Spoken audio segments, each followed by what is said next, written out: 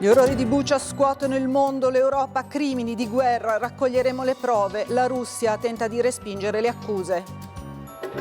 Nuovo tentativo della Croce Rossa Internazionale di raggiungere Mariupol, missili anche su Mykolaiv e Odessa. Bruxelles verso nuove misure economiche contro la Russia, Di Maio nessun veto su sanzioni al gas russo. Stragi di civili, crimine contro l'umanità, ogni guerra è disumana, da Mattarella la condanna delle mine anti-uomo.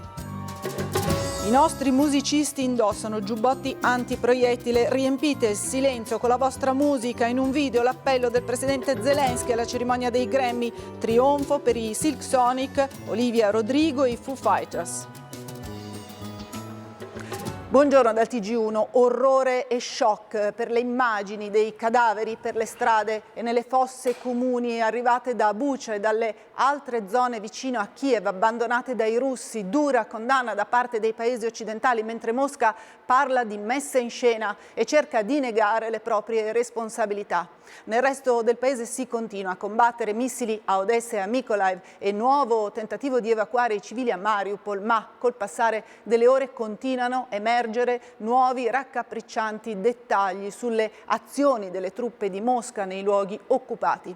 Cominciamo il nostro racconto in diretta con la nostra inviata Stefania Battistini. Stefania, a te.